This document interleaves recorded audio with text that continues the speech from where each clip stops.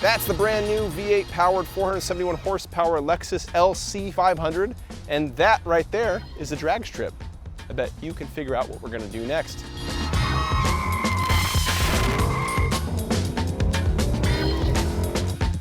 The Lexus LC 500 is a fairly traditional coupe in terms of layout. Front engine, rear drive, but we also have a 10-speed automatic. How that's gonna affect acceleration, we're gonna find out. The first thing we're gonna do is do just a normal mat the gas in the key up settings, just to see what happens.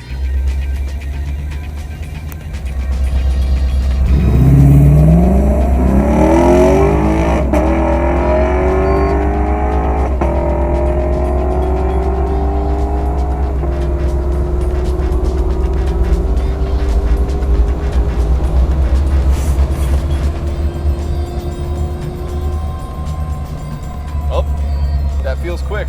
That feels quick. 471 horsepower from this 5-liter V8, and it accelerates very, very smoothly. The way the engine revs up, it feels it's not leisurely, but it is more refined and dignified, even though the sound is anything but. It's a very loud, coarse, frankly wonderful sound. But the sense of acceleration is much smoother than that sound would indicate. Feels fast, the automatic's shifting right at 7,000 RPM. The red line starts at 7,000 RPM, there's a little hash that seems to go away at 72 or 7250 on the tach. Key up acceleration felt very strong, very strong. Next we'll play with the settings and see how much faster we can get it to go. All right, now we're gonna find out if this is a launch control or anything like that by switching to Sport Plus. And then I'm gonna mash the brake with my left foot, mash the gas with my right, and see what happens. Here we go. Stability control, or traction control in that case. It doesn't like me loading up the engine while I'm on the brake. That's really getting the stability control system angry. So that would seem to me that if there is a launch control, it's well hidden, or there isn't a launch control. So let's turn off stability control and traction control. Traction control turned off, foot hard on the brake. Mash the gas and see what happens. So,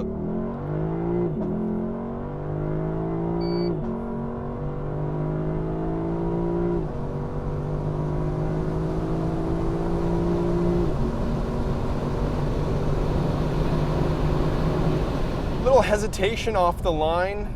That was happening under key up acceleration and with that brake loading technique that I just tried.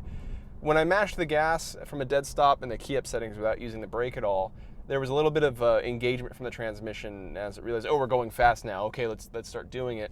When I held the car in place with the brake with my left foot and mashed the gas with my right to bring up the revs, there's a little bit of tire chirping and there's a little bit of hesitation before the car would take off.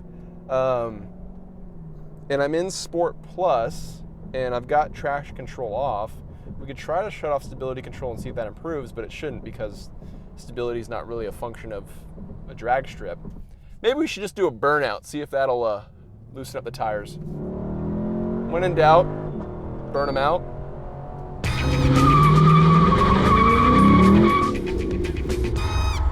So you can't do the hold it in place kind of burnout, which is disappointing. It's a freaking front engine rear drive V8, you know? I don't care if it's a Grand Touring car or a sports car or an SUV. With that setup, you should be able to do a burnout, as any red-blooded American would agree, I imagine. All right, what I'm gonna try to do is load it up that way on the brake, but hopefully overcome that delay that I've been experiencing with just sheer force of torque and gas pedal. Let's see if we can do that, all right? It still gets hung up at around 2,000 RPM. And the acceleration is way worse. Huh.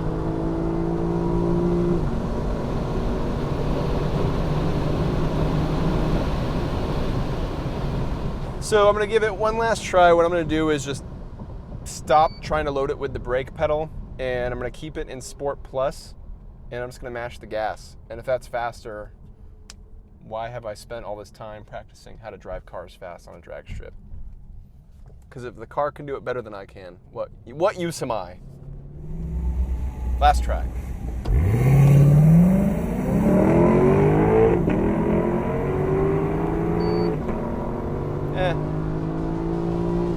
No difference.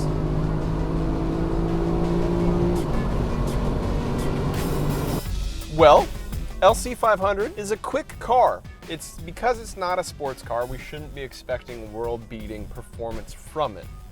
Still though, I am a little disappointed that it's not faster for being a $100,000 car with a 5-liter V8. This is not the right avenue for it. This is not a car that's made to generate crazy performance numbers.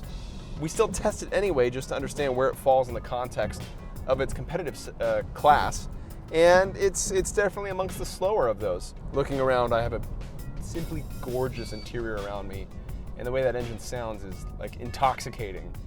But as we see from the test data, well, it speaks loud, it's not saying much. Thanks for watching this episode. If you want to see more, keep it tuned right here. Also, be sure to visit Edmunds.com.